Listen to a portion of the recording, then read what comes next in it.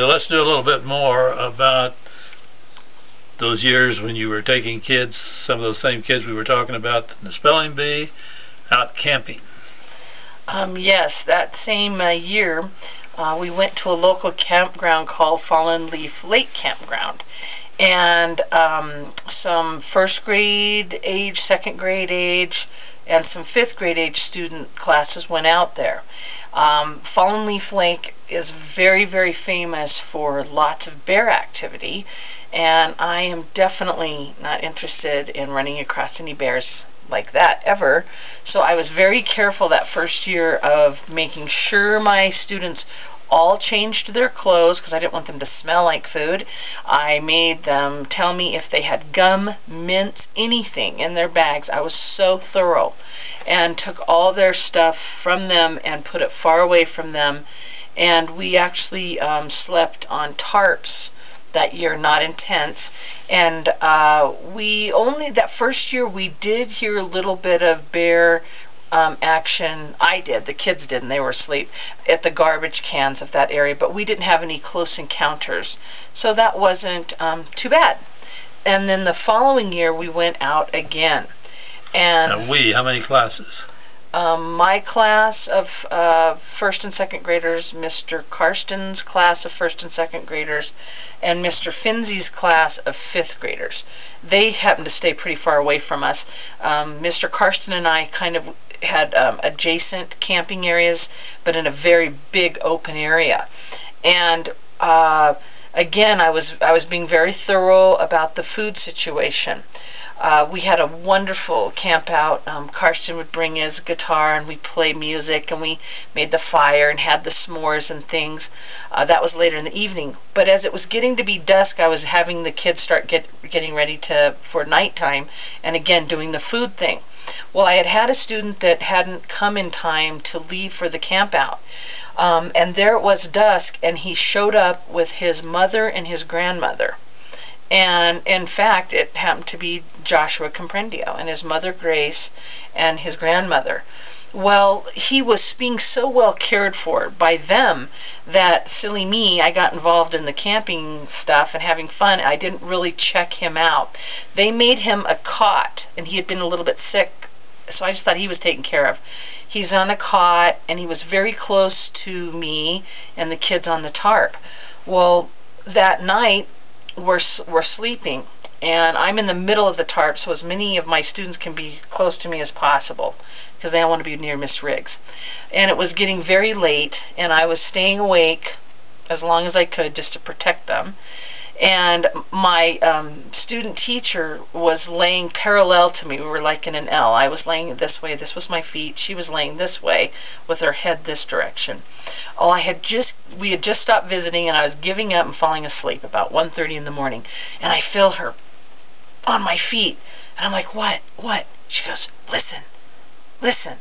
So I listen with everything I have. And I hear, and I'm like, it's just a coyote. She's like, no, no. And I was just about to fall back asleep. And then I heard this sound right up near my head over towards where Joshua's bed was. I hear this sound of a cooler being opened, just so much energy. And my mind isn't wanting to accept what was inevitably going to be a large mammal intruder, and I'm thinking, gosh, Mrs. Comprendio must really be hungry to get in that cooler like that. And then I hear the sound of what I can only describe as 100 dogs drinking. 100 dogs drinking. Then it's like you can't deny it. It's a bear. It's a bear. It's right there. I'm like, oh my gosh, to my student teacher. My student teacher, oh, it's a bear, it's a bear. And she's like, very calm. Well, her name was Joe Fry. Well, what are we supposed to do when the bear's here? And I'm like, well, you're supposed to, like, bang pans. And she's like, well, do we have any pans to bang? I'm like, no, we don't have any pans, but I have my keys. Cling, cling, cling. It was so pitiful. My aggressive daughter, she's chasing bears. That's right. That was so pitiful, we dissolved in hysterical laughter because it was so ridiculous. And then Jill was so calm. She's like, well, we're not going to do anything, you know, foolish. We're not going to shine a light on him. You know, we're just going to let him do his little bear thing, and he'll move on. So we just are holding stock still, and now we're not hearing anything. And I think we were awake for about another 2 hours, not hearing anything. Wait a minute. You told us that you saw wiggling in the sleeping bag right underneath that container, and that the mother was in there, and she had some plans. Well, that was what happened. Was there was some activity over there, and I didn't know what she was going to do. I didn't even know if she was really awake. And so then the next morning, I saw her, and I was very tentative. I didn't know if I should just come right out and say there was a bear. You know, it was right by your son and you. I was like, well, that was an interesting night. And she's like, oh, Miss Riggs, did you see the bear? The bear came. And I'm like, oh, yeah, the bear. I did know he was over there. Oh, yeah, Miss Riggs, I get out my camera. I was going to take a picture of him. But then I think, well, maybe the flash not make him happy. But, you know, I said, weren't you afraid? Oh, no, I'm not afraid. I watch Discovery Channel. The bear just coming for food, nothing else. And I'm like, and then we told the kids that the bear was there. They never believed it. We told the principal when we got back to school we'd seen the bear, and the kids all denied it. And he was definitely there. He went over to a car nearby. I didn't know that some other adult had put a whole grocery bag of marshmallows and Hershey bars on the outside of the vehicle. They were probably lucky because the bears were known to break into the vehicles, and completely decimated and ate every bit of that. The bear had gone across the meadow over towards Mr. Gronwald's sleeping area. He had put his cooler far away from the kids in the middle of the field, and the bear had opened that cooler and had randomly, you could tell it had randomly bit milk and hot dogs, and completely not interested in that stuff, and had moved on. Then when I told Mr. Finzi, because I was very upset about this bear, it really did scare me. And so when I told Mr. Finzi, we had a bear in our camp, he goes, no, really? You really did? I said, yeah. And it was right there. It was right near us. He goes, oh, my God. He goes, I had a kid that had marshmallows all around his sleeping bag, hoping the bear would come. Ooh. And I was just like, that was it. So I swore I would never go with kids out there again. I think we're going to run out of time again. Next year, you guys were a little spooky, and you rented some sort of a house or something for your kids, you and Grunwald. Yes, we did. We went to a beautiful place called Camp Galilee right on Lake Tahoe, and we ended up getting to stay in this beautiful old Victorian house. And it was just myself and Mr. Grunwald. I didn't have any other adult helpers. But that night, one of my Filipino students' grandfather showed up, and he... unrequested and unannounced. Right. He showed up. I don't think that man said 10 words the whole time he was there. He had a purpose.